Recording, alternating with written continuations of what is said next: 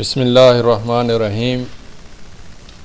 دعوت کی اصطلاحات کا تیسرا حصہ،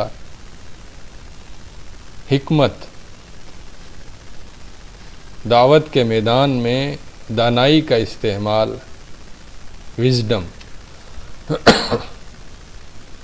دعوت کے اسالیب میں سب سے زیادہ بنیادی اسلوب حکمت ہے۔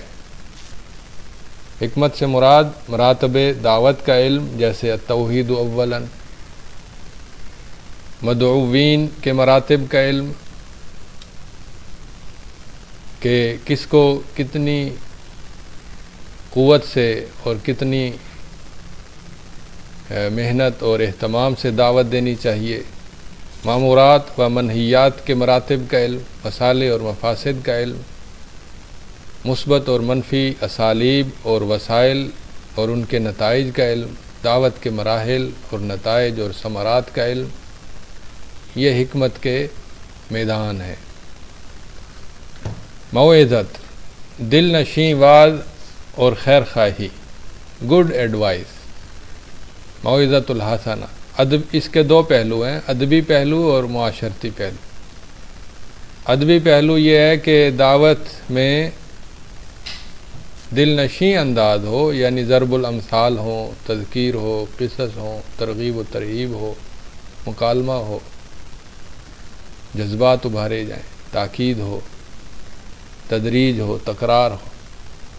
اور اس کا معاشرتی پہلو یہ ہے کہ رفق ہو، تالیف قلب ہو، محبت کا اظہار ہو، دعا ہو، تعظیم ہو، یہ گڈ ایڈوائس۔ مجادلہ یعنی بحث و مباحثہ، مکالمہ، سوال و جواب، گڈ ڈیبیٹ۔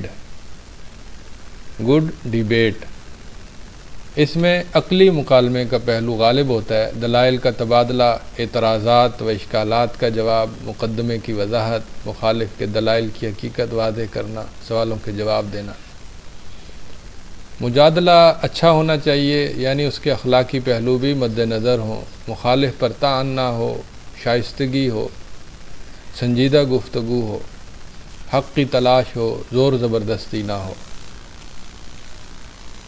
دعوت کے میادین یعنی فیلڈز آف ورک، کن کن مقامات پر جا کر دعوت دینی ہے۔ مدعو کا حق ہے کہ اس کے پاس چل کر جایا جائے۔ نبی صلی اللہ علیہ وسلم منڈیوں اور بازاروں کے چکر لگاتے۔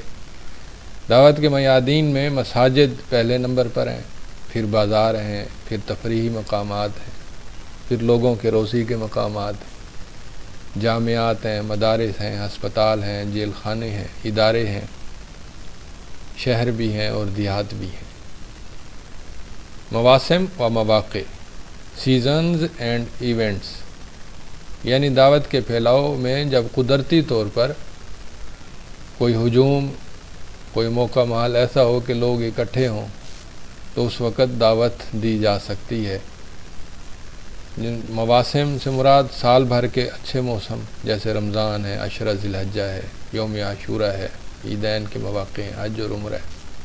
قومی مواقع بھی ہوتے ہیں، جیسے 14 اگست ہے، یکم مئی ہے، الیکشن کے ایام ہیں، کھیل کے ایام ہیں۔ معاشرتی مواقع بھی ہوتے ہیں، جیسے شادی بیاہ، جنازہ، تقاریب وغیرہ۔ دعوت کے مصادر یعنی دعوت کی تیاری اور اس کے بیان کے علمی ماخذ کیا ہو سکتے ہیں، سورسز آف دعویٰ۔ مثبت مصادر یا مثبت طریقہ یہ ہے کہ قرآن حدیث کا زیادہ سے زیادہ استعمال ہو، اور منفی طریقہ یہ ہے کہ قرآن حدیث کی بجائے غیر ضروری قصے، گھٹیا اخباری شوز، مخصوص علمی شخصی لٹریچر، مغربی مفکرین اور تہذیبوں کی بکثرت مثالیں دی جائیں، یہ منفی مصادر ہیں۔ دعوت کی عملی مہارتیں، سکلز آف دعویٰ، اس میں پہلے نمبر پر لسانی مہارتیں ہیں، مکالمہ، خطابت اور دیگر۔ تنظیم حیات یعنی اپنی زندگی کو اچھے طریقے سے منظم کرنا، لائف مینجمنٹ، وقت اور وسائل کا بہتر استعمال۔ معاشرتی مہارتیں یعنی لوگوں میں اثر پذیری، لوگوں کے ساتھ رابطہ، تعلق کے آداب۔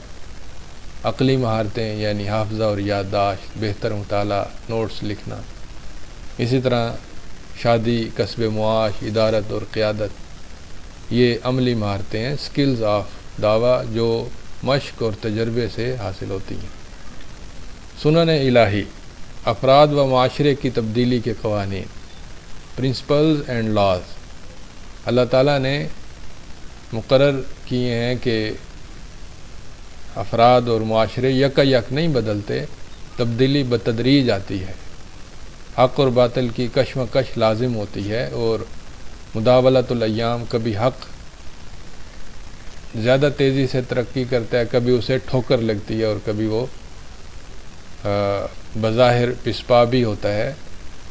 ابتلا اللہ کی سنت ہے، دعات کے دشمن بھی ہوتے ہیں، جیسے انبیاء کی تاریخ ہے۔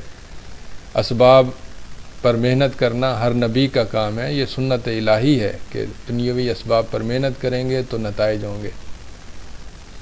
دشمن کو مہلت اور استدراج بھی ملتی ہے، اور اگر نیک لوگ اپنے حصے کا کام نہ کریں تو اللہ ان کو بدل بھی دیتا ہے، اسے استبدال کہتے ہیں۔ تو یہ سنن الہی ہیں دعوت کے میدان میں۔ تو یہ تیسرا حصہ فی الحال یہیں پر ختم کرتے ہیں۔ والسلام علیکم۔